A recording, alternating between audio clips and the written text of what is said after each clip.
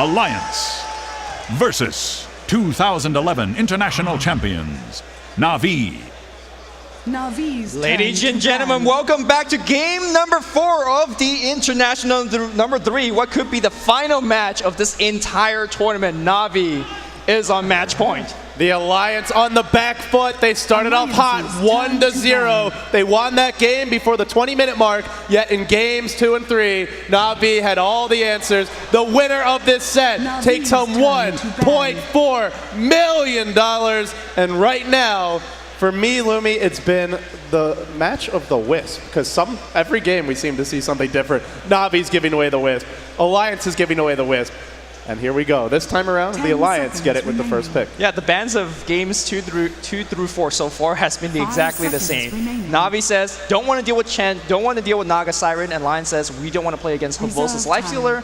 Of course, not against the Darkseer either. So both teams is throwing OP stuff against each other, and a lot of it is sticking on the wall. Yeah, they've been banning out the supports, and I mean, it's been effective so far. Yeah. Removing the junglers, removing EGM's go-to heroes. Now, he can, of course, play Windrunner, but generally when he's on Windrunner, they like to put Ake on Chen or Enchanter. So look at the spans. 4 supports being banned out. Have we seen anything like this in the past? I mean, I think this is the kind of strategy that works well against Orange Esports as well, because to me, Alliance and Orange are very similar in the respect that they both have incredible support duos. Extinct and Net, and then you've got Ake and EGM. And these teams, sure, they might not rack up the kills in every game, but we see the importance of the supports, and it's been a tournament about supports. Yeah. We're seeing that again here. And now, Na'Vi get a Dendy Puck.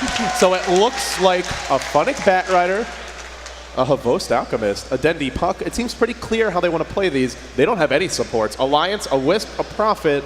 We know the Wisp should be going to one of those 2 supports. We know the Prophet's going to be going to Admiral Bulldog. What's Loda going to play? What's S4 going to play? Again, these 2 players are so versatile that you don't have to worry about it so much right now. I think what Lions need to figure out is their central strategy, predict the lanes coming from Na'Vi, and hopefully counter from there. But I mean, what we saw out of Lions last game, and to me, last game was a big lesson for all of us, why they could comfortably leave Wisp in the draft. Their supports were never caught out, always in the fogs, never got picked off a relocate. We saw over 6-7 minutes where a single relocate wasn't even used because then they did not see anybody. So for this game, we gotta ask the question to Na'Vi: are they as vigilant? Are they gonna get picked off by relocate? Because like we know Alliance is gonna come out guns blazing, looking for kills. Yeah, in theory, Wisp Prophet is incredible late game. It's very hard to play against, but if you weather the storm and you don't get picked off, you look at what these heroes actually bring you, and they're squishy. They don't have much team fight directly. They more rely on their allies to set things up. So it puts a lot of pressure on S4. And if Na'Vi do dodge those ganks, if the relocates aren't coming, if Bulldog isn't able to apply a lot of split push, if he's getting caught by lassos, if they don't get off to a hot start, if they're not finding many kills, I mean, ultimately Na'Vi's got the much better 5-man, the much better death ball right now. Yeah, and also, you know, you were talking about supports. What about Kuroki's play last game on that Rubik? I mean, he didn't even have a blink dagger, and he's still using the lasso. He was literally like a Batrider for the team, right? Just blink in, lift, toss back, and suddenly that hero just died. Yeah, when he stole lasso, he was Batrider. Right, when he didn't steal lasso, he just blinks and he lifts, and he set up like 3 or 4 kills in a row, which won them the game. Immaculate support play. He had virtually no farm that game, which I was even mentioning in the cast. It's very unusual for him. But the Alliance now, they'll go to their staple. We saw it in game 1. It's when they get Wisp, they really like this Gyro. Great team fight carry, great BKB carrier, and against Na'Vi, you need BKB. Yeah, actually, I think Gyro and Wisp work quite well together. We saw Loda in Game 1 using the exact same synergy, and obviously right back to Kuroki's Rubik. But Gyrocopter is one of those carry heroes early on that could dish out a ton of damage, but he doesn't necessarily get into the fight, right? You have to teleport there, and by the time that he gets there, he doesn't have a good cooldown drop on. But when you are in the middle and thick of things, and when you have things like damage block from Overcharge Wisp, when you have attack speed increase from Overcharge Wisp, you are going crazy with your flat cannons, rocket barrage, and call down, obviously. So I'm really starting to wonder what S4 is going to play. I mean, you mentioned he's a very versatile player. We used to see the son of Magnus playing that Magnus quite a bit, but I mean, Magnus doesn't match up well against Bat. They're not going to go for his hero now. They go for the Crystal Maiden for Ake. So you've got an EGM Wisp and Ake Crystal Maiden. I want to know what S4 is going to play, because if they go Mag, which seems like the most common alliance here we've seen, he's not going to do well against Bat, he's not going to do particularly well against Puck, and he could get picked off early. And if you go Mag versus Rubik, you're asking for Kuroki to steal RP.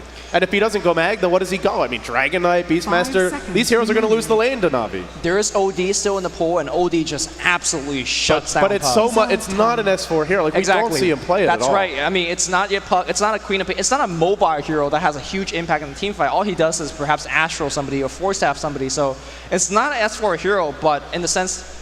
I'm leaning towards the mag, but I just feel like Na'Vi have the answers for it. Yeah, well, Clockwork would have yeah. been the other one, and it's banned. And it's not here anymore. So yeah, it begs the question: what will S4 play? He is generally like when Alliance win games, a lot of times it's through S4 kind of facilitating the team fight. He to me is kind of like the Xiao A of the West. He really direct how the battle goes. He's very survivable on the front line, but you got to give him a hero that allows him to do that. Now Alliance will wait on Na'Vi's final pick of the draft. They've got a lot of signatures here. Funnick Batrider, haven't seen as much, but certainly have seen it in the past. The Puck mid for Dendi, one of his very best heroes. Alchemist for Havost has been the go-to. They get it again. 10 seconds So now remaining. everything's been set except, well, this last support. Puppy, his Enigma denied to him. remaining. What's plan B? I think right now, if you're looking against Alliance, despite the fact that they have a Wisp, you have to respect the power or the threat of a offensive tri-lane. Gyrocopter, Crystal Maiden, and Wisp has what it takes to kind of blow things open on that offensive try. So I think you pick up a sort of a defensive support. There is a twin-headed dragon. Normally when Na'Vi go for it, it's with a Darkseer, so not entirely sure what the choice would be. I mean, if they want to go really defensive, there's things like Shadow Demon, but generally Shadow Demon and Rubik don't work well together. They're both setup heroes. They don't have much damage. So Na'Vi really waiting on that last pick. Yeah, we'll have to wait and see. Now, Puppy does have a wide range of jungle heroes. We see him go Lycan jungle in the past. They're all banned. Like, he banned most of them. He banned the Chen. No, not the standard one. I'm talking like out there jungle heroes, like Lycanthrope jungle.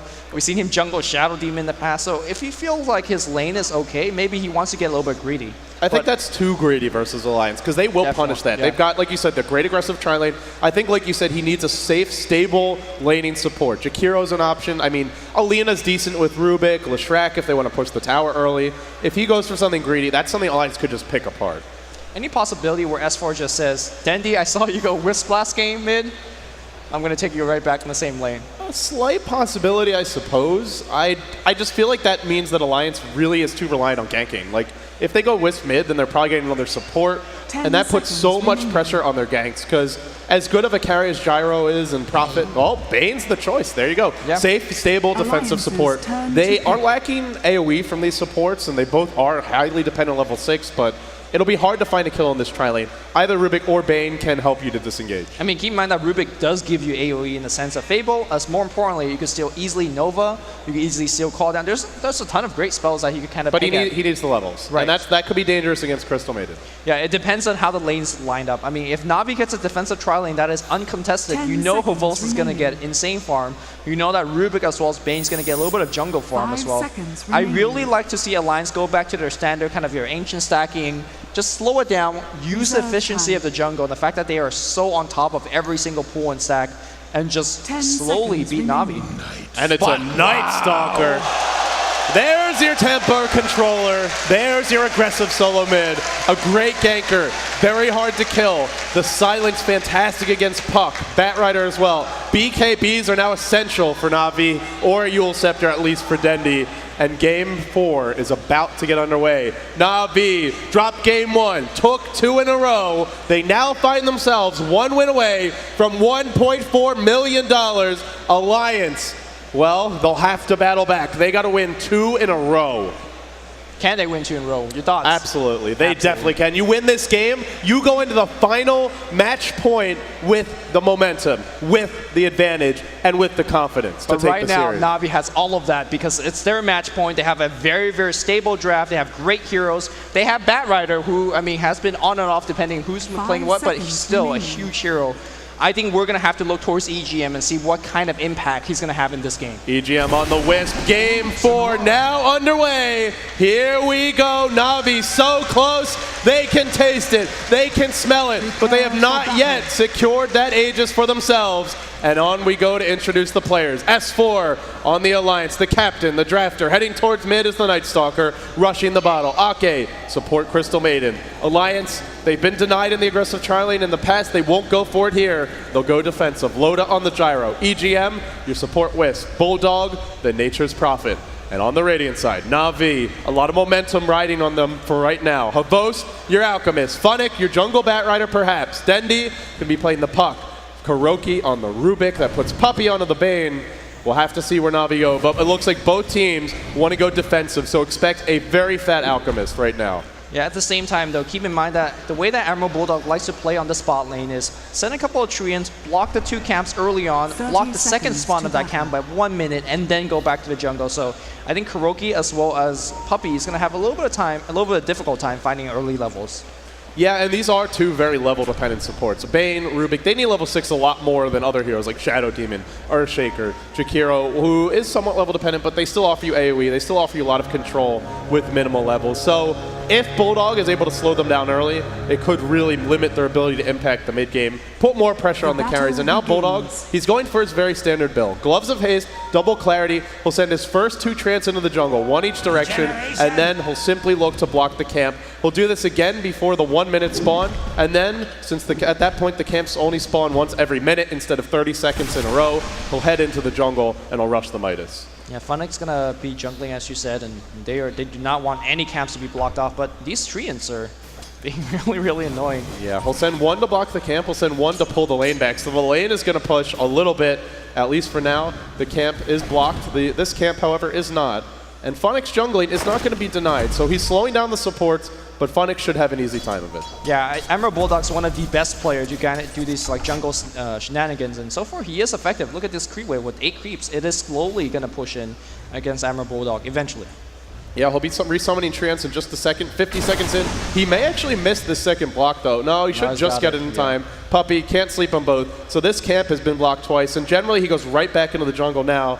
And that's what we're going to see. No, staying up the tower. He knows a big creep wave is coming. He knows. And Na'Vi have had enough already. Right. They're going for him. This is actually very smart because you know that's going to be a creep on the tower, and it's going to be a very easy dive. So you have things like Nightmare, you have things like Lift to set it up. And let's see if Admiral Bulldog senses it coming. They don't have ward, they don't have vision. Oh, he's going to go check.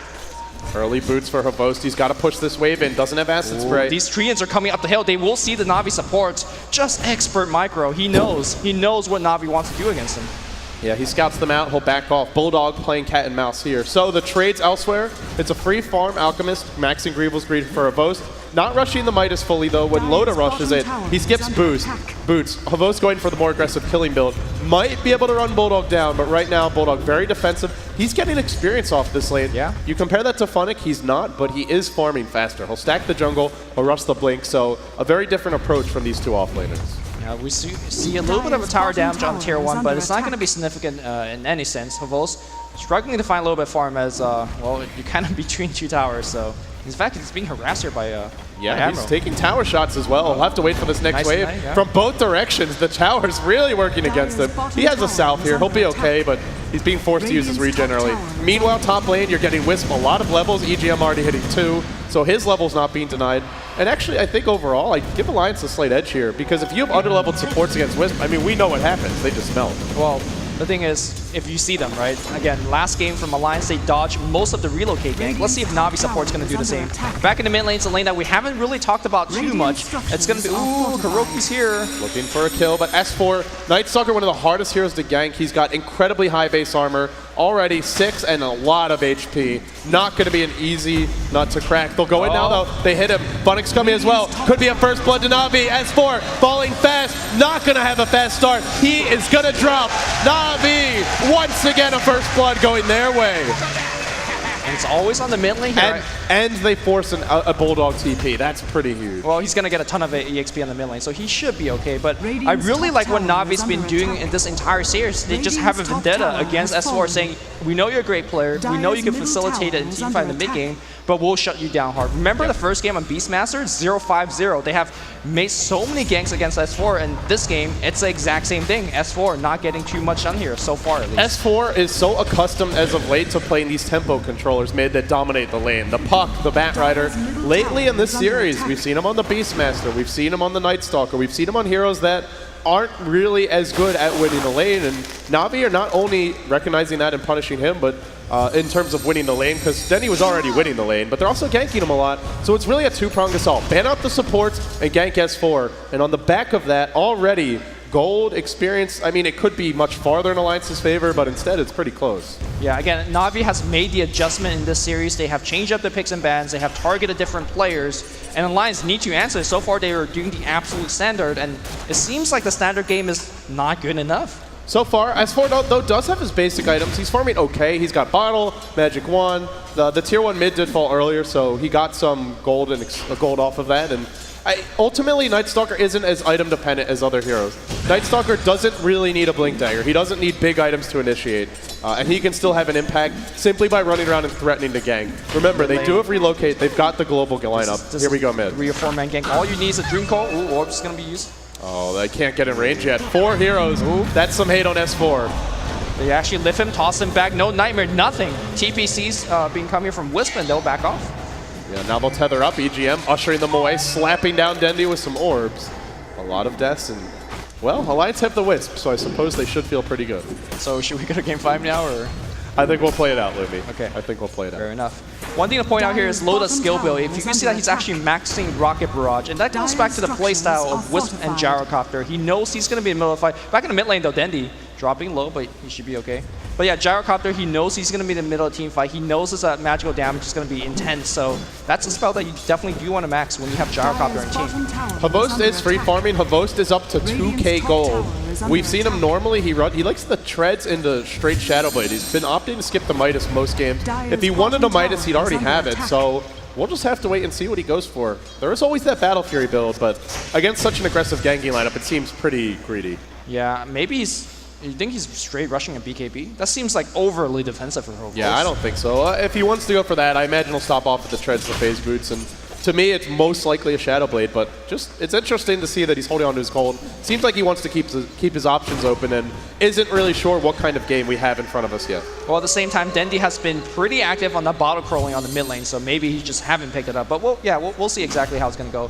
But it's nighttime now, so Night Stalker, it is his time to shine. The first Nightfall, it is so important for the NS.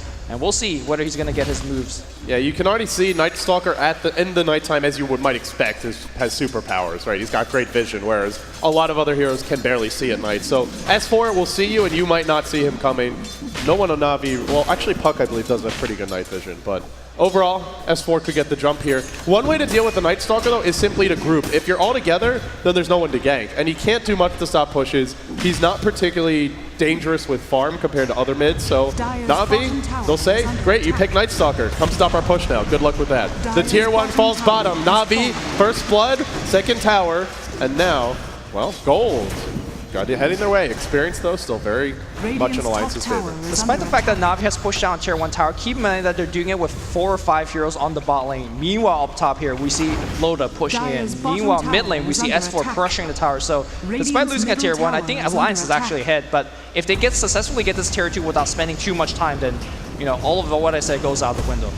Funnick now using Firefly to clear out the creep wave. Na'Vi continuing to keep the pressure up here. And for the time being, S4 sitting back. He's rotating into the lane. We'll see some additional support coming soon. It's coming from Ake. He's jumping in, looking to go. He's got a Nova. Not cast it yet. S4 on the prowl, but lifted up, thrown in. Coil as well. Here's your call down. Loda unloading the damage. 2 to fall. Make it 3. Out Na'Vi in a headlong retreat. And Night Stalker's still alive right now, trying to get the slow. He does find it. And Funnick trying to fly off the cliff. Not going to be, as we see EGM picks up a triple kill on the Wisp. Well, that's its level 6 if he ever needed one. Meanwhile, Dendi, though, he can make a play here on S4. The silence is there. Can't double damage. No, Dendi's going to go down. It's a team wipe. Get out of here, says S4. I have a DD, I'm Night Stalker, and I'm moonwalking all over the bot river. And now they're going to be pushing the bot lane. Lumi, this game was 1-0. Na'Vi had the first blood. They took tower for tower. They were free farming their Alk, and in one fell swoop, Alliance is now leading 5-1. My goodness. They're not done. They're going to get the tier 1 tower. And you got to keep in mind, Night Stalker, nighttime. I mean, he's only strong half the time, right, in theory, but Mid lane, Bulldog's in trouble, now an out stun. They're really diving for this. They've got to live. KuroKy coming in. It's 4 heroes mid. They do get Bulldog, but Ake's TP'd in. He's got a Frostbite, holding Havost in position. Hello, S4 coming in. Tether's there, relocate from EGM, and Dendy's on the run. S4, how far will he go for this? How deep will he dive? He finds another kill. Dendy did not port to his orb and will fall. How did he not go to his orb? Did he get stunned? Just got picked off. I guess so. S4 able to run him down. Now, S4, now he's starting to demolish these towers. Treads up. Remember how poorly his lane went? He wasn't farming well. He got shut down. They ganked him, but all of a sudden, 3-1 and 2. You're Wisp 4-0 and 1. Earn and Arcane Boots for EGM. And now Lotus in his comfort zone. He's a one-position carry. He can go stack the Ancients if he likes. His team is map control. The one piece of good news for Na'Vi is that this aggression will end at a certain point. Nighttime will end. S4 will have his ult on cooldown, and the Alliance will be forced to play a bit more defensively. But that time is not now. This time is Alliances. And here they go again. Smoked up. Na'Vi, no blink on Funnick. Puppey only level 4. Supports the reliability. He's about to get caught. He is so dead. Puppey not going to make it back home. Dendy trying to do whatever he can for his ally, but you see how dangerous it is to actually go into the jungle. That's the Prophet not teleporting. That is the Wisp not relocating. It's just S4 with the Crystal Maid and ganking, so this has got to get really, really dangerous very quickly for Na'Vi. Yeah, the kills are really important, but I actually think the fact that they took down that tower. Silence. It's going to be nukes. The teleport rotation from Dendy. He's got to cancel it. And that's going to free up Loda. That's going to free up Bulldog. They can farm Navi's jungle. Na'Vi are really getting constricted. This is how Alliance were winning all their games throughout the group stage, throughout the main event. S4, he finds a few kills, and the game just breaks wide open. They starve you. They put you on a diet. Relocate back mid. They see KuroKy, and he is so dead. KuroKy, no chance. Back on the bot, we see Admiral Bulldog trying to stop the TP. Can Puppey make it home? Yes, but barely makes it home. Just by the skin of his teeth. There's treads coming soon. The Alliance right now, S4, he's looking for more. He's hunting Dendy. No blink for him. In fact, they'll back off. They'll head back towards mid, but another tower falls for the Alliance, mustering their courage. And they're pinging Roche. And look at this map right now. Na'Vi, their map control, they're in the dark, and you do not want to be in the dark against any of these Alliance heroes. Not Night Stalker, not Prophet, and most certainly not Wisp. Na'Vi way farther behind than any graph could ever show you. Yeah, I mean, it's just spectacular play. Alliance recognizing when they're strong, when they could snowball out of control. And here comes a Roshan. Will not be able to defend this. Orb already thrown out, so Puppey or Dendy's not going to have it for quite a bit. I think the Aegis goes freely to Alliance. I mean, normally you look at Na'Vi's lineup and you say, oh, they can easily contest Roche. They've got Blink on Bat. They've got a Puck with Blink, but no, they don't have any Blinks. They don't have level 6 on Rubik. And Puppey, well, he's walking around right now, level 4, so that Roshan falls, and Alliance, 10-2. They're really hanging on here, turning this series around perhaps. They need this win. Then we go to a decisive game 5. And Lumi, I gotta say, if they win this game, are we gonna see a Wisp ban? No, I don't think. No. Puppey's gonna say, I'm gonna stick to my guns here. Okay, well, maybe he'll get the Wisp. We'll see who gets that first pick. Well, Alliance haven't won it yet. You do not count on Na'Vi. This is a team that has a ton of resilience. Watch out though, Na'Vi, 5 heroes top. S4. Oh, S4. He's not the best hero to go on generally. He's got Aegis, he's got Armlet. And actually this is it looks like Na'Vi's gonna back off. So we can talk about S4's Night Stalker because he plays it a lot differently. The old Night Stalker builds, I mean, we've seen a lot. Synderen love to go for Yule Scepter. You can Yule's one hero while you focus another. We've seen other Night Stalkers. The standard build is earned into BKB. Here we go though. They found Havost. It's nighttime Havost, and Night Stalker's on you. Relocate comes. Havost to fall. Instantly he melts. Down again. Still no Shadow Blade. Not having that free farm he had previously. Yeah, you were talking about the build that S4 has gone for. He's going for armlets, he's going for treads. That is a ton of HP on the front line, and a lot of teams like to just blow up, or at least try to blow up S4 on the front lines when he initiates. You're not going to do it against Night Stalker. It's a semi-carry build. The armlet toggling as well, just really hard to deal with if you're not able to fully chain stun him. And you look at Na'Vi and you say they should be able to fully chain stun him. They have so much lockdown, but a lot of it's hard to get into the fights and use it. Like, this Bane doesn't have his grip, and even if he did, it's tough for him to jump in. Same for KuroKy. Level 5. I still think the key to this game is that Na'Vi supports have been shut down. Alliance's supports are on a roll. There's a Crystal Maiden with a friggin' Ogre Club. If she gets off her ult, which, by the way, Ake has skilled. Ake has used with great effect that freezing field. in previous matches. I just feel like Na'Vi, their supports are too poor and too under leveled to have an impact, and their 3 cores are not equipped to fight this game 5v3. I absolutely agree. I mean, earlier you were talking about the lack of vision for Na'Vi. It's not like the Na'Vi support don't want to ward, they just have no gold to ward. So you see Puppey kind of walking around with a new sets of wards being picked up, but he can't really ward by himself. He doesn't know where the enemy wards are. He could get relocated upon, he could get teleported upon by Prophet, so you can't actually ward unless you go into the jungle as 4 or 5. Think of that. Like, what does Puppey do? He's warding going to be very defensive. We were casting a game earlier with Havos where he had a Midas, a Phase Boots, or actually it was Treads, a Lothar's Edge, or rather a Shadow Blade, and more gold at this stage in the game. He doesn't even have upgraded boots. He doesn't even have a Shadow Blade. He went Greevil's Greed Max, and his net worth is sitting 3k gold behind that of Loda's. And it's not because Havos is missing last hits or can't farm. It's because it's not safe to farm. If he goes to farm, he dies. The map control of Alliance is allowing them to do what they do best, which is once they get ahead, to pull farther and farther ahead. At the same time, Na'Vi have a lot of lockdown, a lot of heroes that can go late.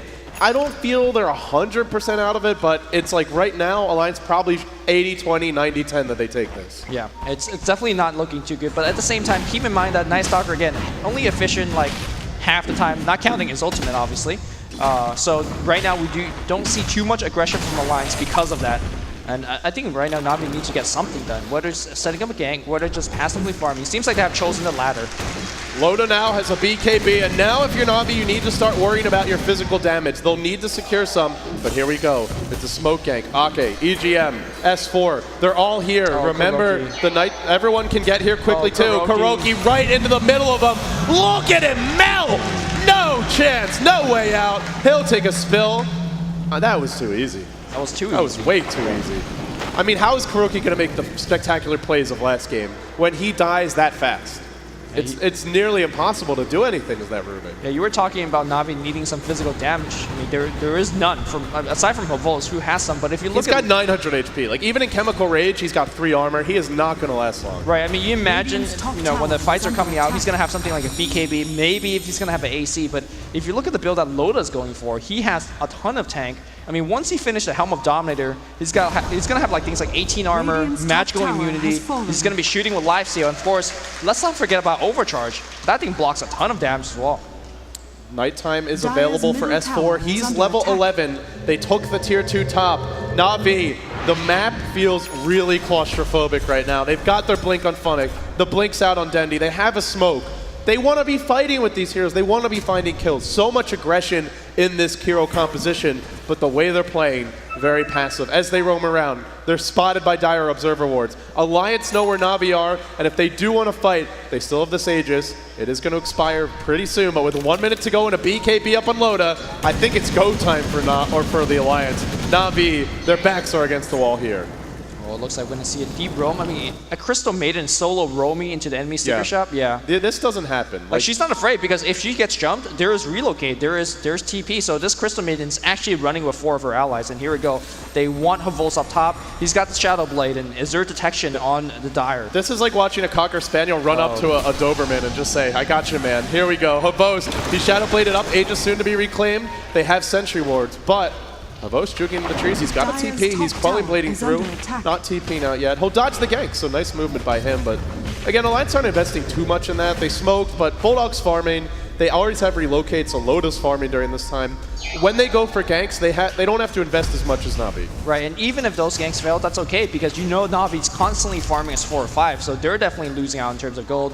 Yeah, the charts are just not favoring Na'Vi right now. Still, Na'Vi withstands the storm. They hold on to their tier 2 mid. The Aegis now expires, so they'll have a respite. But Nighttime number 2 is coming, and let me tell you, Night Stalker, it really is a nightmare playing against this guy when he's winning, because that second Nighttime lasts a whole lot longer than the first. I mean, he's also got 2,600 gold in his bank. Any guesses on what item he might have? BKB would be the obvious choice, but I mean, a Basher's a possibility. Does he even Heaven's need a BKB? Halberd is a possibility. Yeah. Hell, a straight heart for S4 wouldn't surprise me too much. Aghanim Scepter is also not bad either. If you want a map control, I think Ags and then get a gem is the single best build you can go for. Well, and the reason for that is, for those who don't know, Night Stalker's ultimate Darkness, when he's got an Aghanim Scepter and or when it's nighttime period, he gets flying vision around him. So if you have a gem, there is no way to ward the map. Everything will get dewarded. Yeah. Vol's being forced to TP back. He's getting farm, but his farm is coming very slowly. He is forced to go at BKB. He needs to tank on the front line. Not exactly sure how much that's going to be effective. He needs armor too. Like, there's a lot of physical damage on Alliance. I mean, Bulldog now, he's got his Shadow Blade up. He's working towards a scythe. Sure, he's got a BKB, but that's only the start. There's so much physical DPS from Alliance that he needs AC, and he might even need the start makings of his next item to live through that next team fight.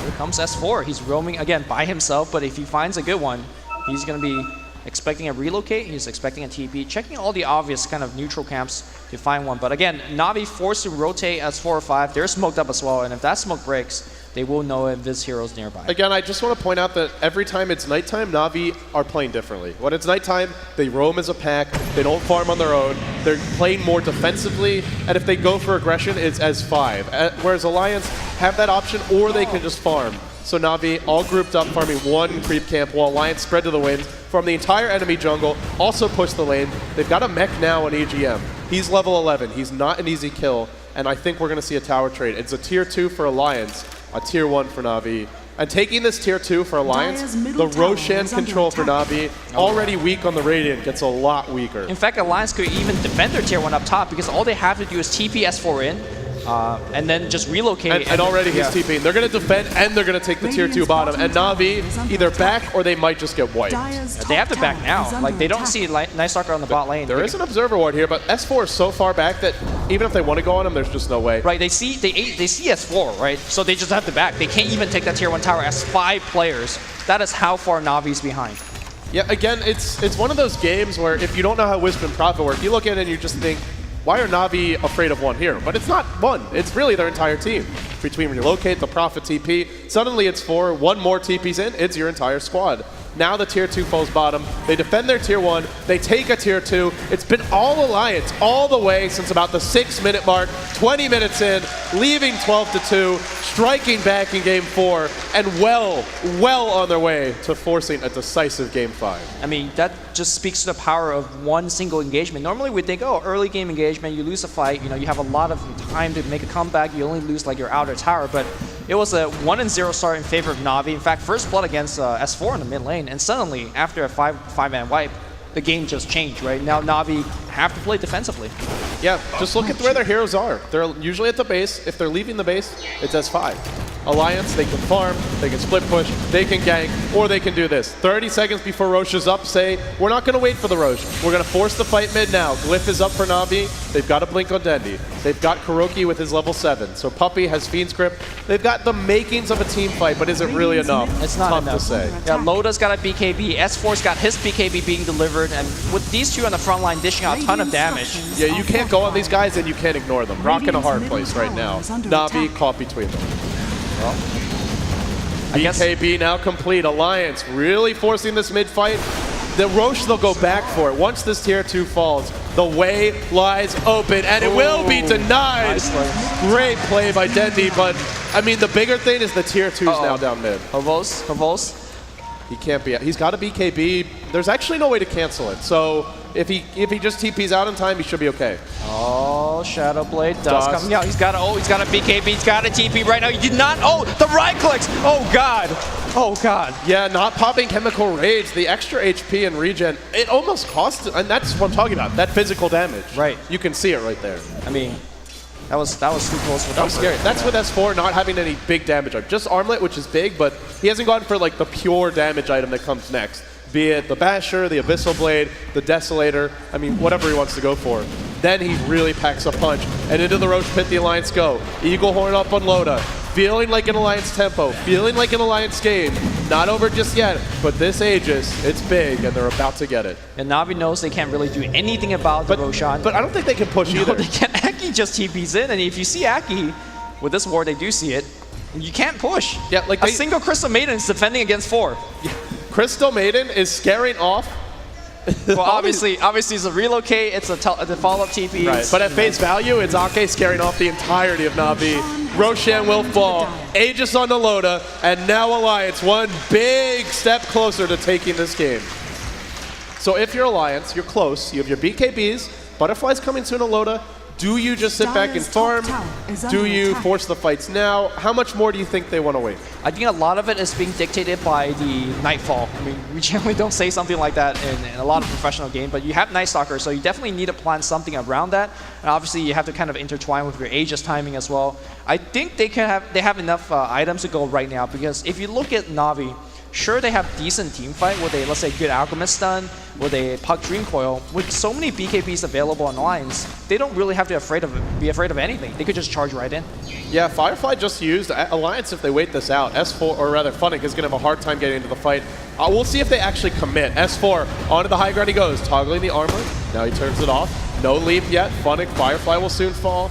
He has managed to delay the creep wave, but Alliance will just wait it out.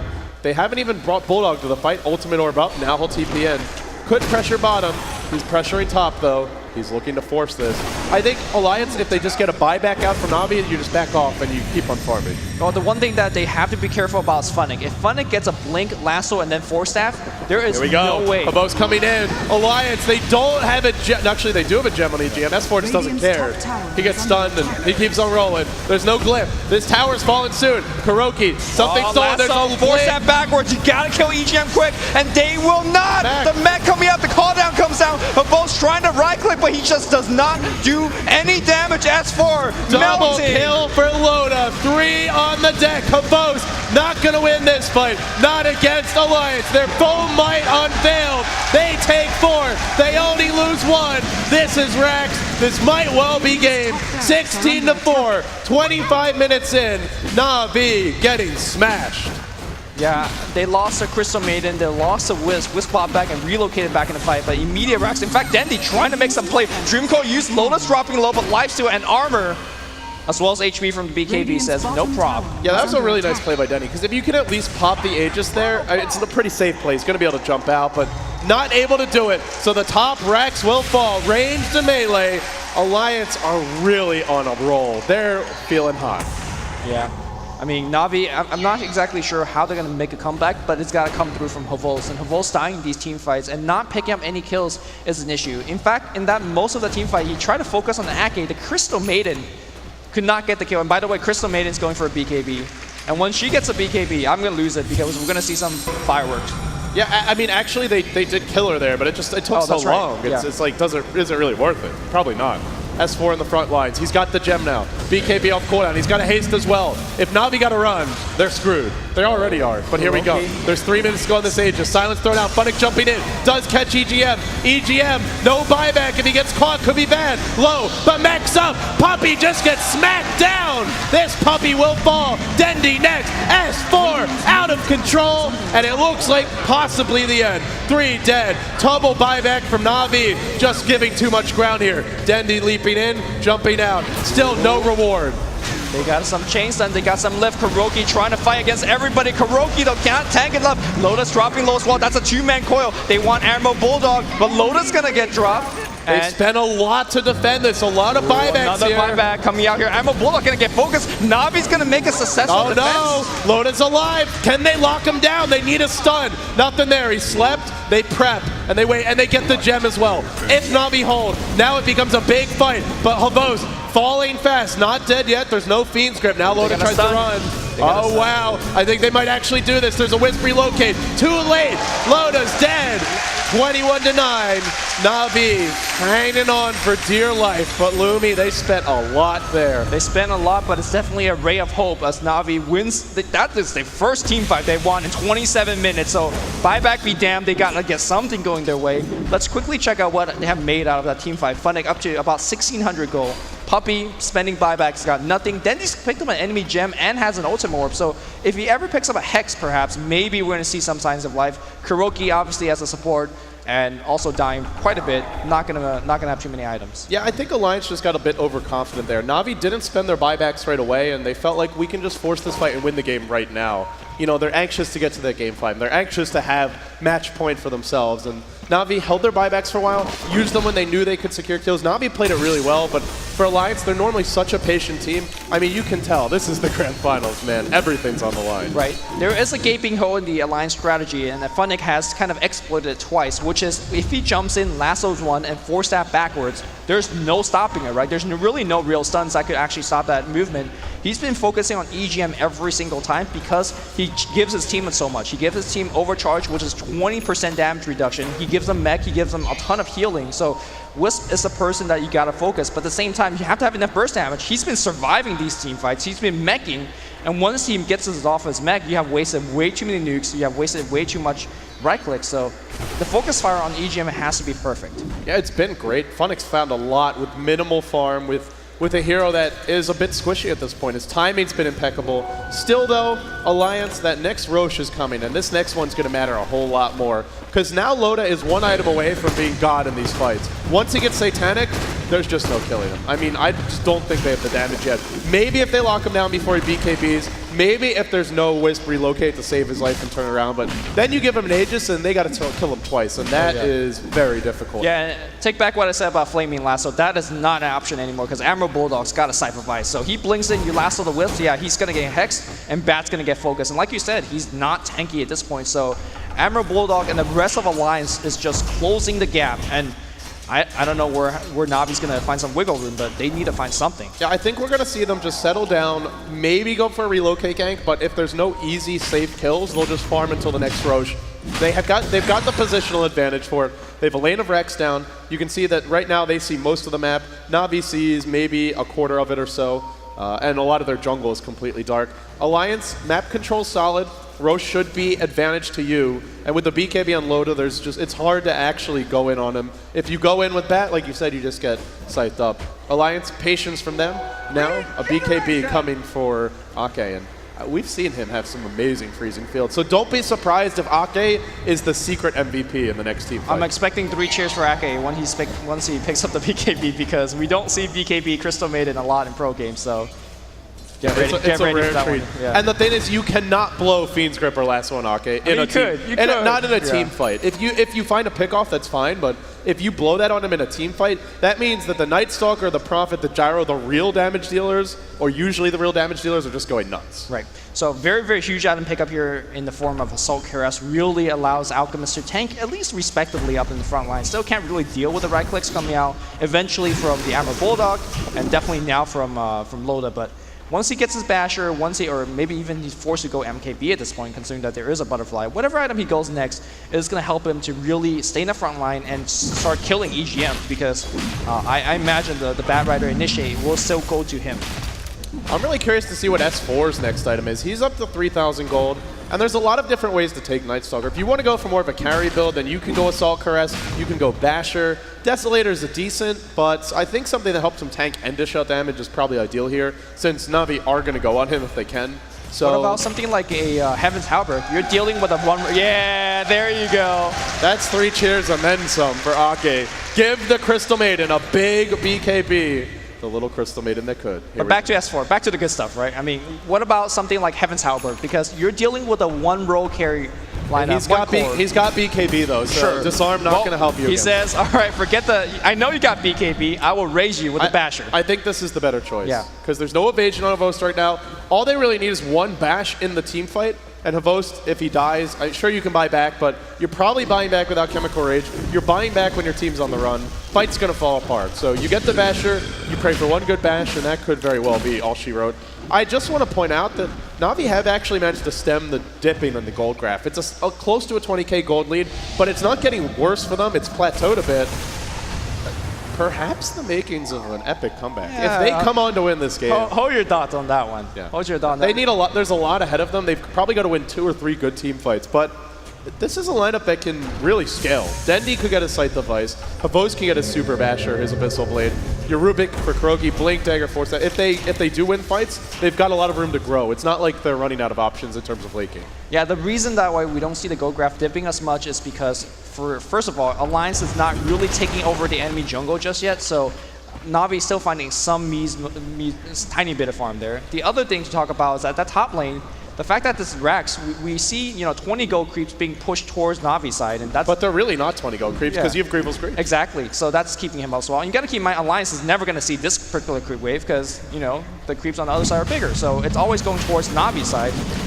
I mean, this is like digging deep, but Navi quote-unquote has the advantage in terms of form because of losing a Rex up top. In theory, we'll see though. Theory, with the next stages, with Wisp relocates, I mean, you're still looking at a lot of heroes who don't have much. And now Roshan will fall. Navi never intended to contest, and this is already Aegis and Cheese. Give it to Alliance.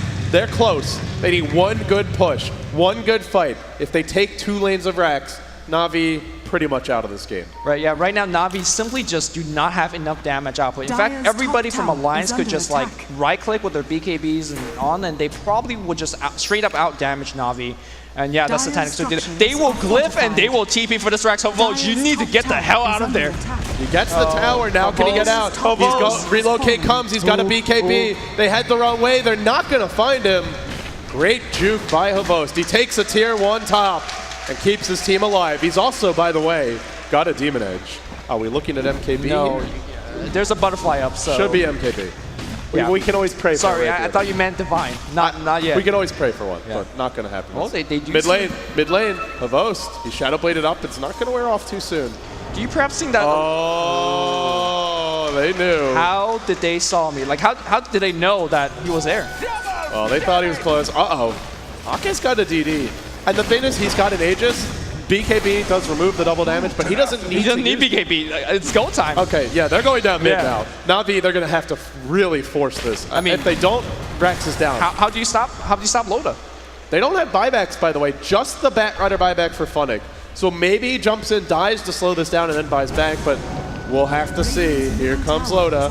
He's going to start chipping away. He's very hard to deal with the Rax, the tier 3, all in jeopardy as the tier 3 melts. Still, there's Cheese on S4. Can they really bring him from 0 to none? If not, he's got 2 lives. Loda's got 2 lives. Bulldog's got buyback, so give him 8 heroes in this push. And now, well, a leap away by our bat. Funnick not ready to go. They lift S4. Very hard to go on him. Remember, he's got Cheese. And still Alliance standing strong. The glyph's been used. The tower's about to fall. They nuke and then silence Funnick. Now the tier 3's down. Funnick out of this fight for quite a few seconds. The tier 2, the Rex is going to fall. Loda's taking it. Now Havost backstab on Bulldog. He's going to drop. On to Funnick, last way up Loda, but Loda is still alive. He's still got a Satanic. Havost is hexed, and Havost will fall. S4 and the rest of the team, triple buyback coming up from now, quad buyback. They need to make something of this happen. Dandy finds a 2-man coil, and they're gonna go right in Funnick. Oh, he's silenced up. Relocate here. Loda still got BKB. Bulldog will fall though. I think. No, he's still not dead yet. Havost buyback into death again, and S4 he's gonna chase. Another dead. Alliance, the Swedish monsters. They force a game 5. Credit to Havost making something out of nothing because that backstab took Alliance out of the comfort zone. Was able to get a ton of done in that team fight, but they were just out-itemed. They were outgunned. Way too far behind. If it was close, that could have made the difference. Yeah. But Alliance, give it to them. They went for a Night Stalker mid. They pulled something out of the hat, and they crushed virtually from start to finish. This is the first time in TI history that we're going to a game number 5. Is it really? Wow. I think so, TI. I believe you're right. Yeah. And on that note, over $2 million hanged on one more game. We'll throw it back to James and the analysts. It's close. What a great game for their Alliance, coming out strong and really putting some good focus on their support players and getting it ahead early with the Night Stalker. And of course now we will be going to a final match.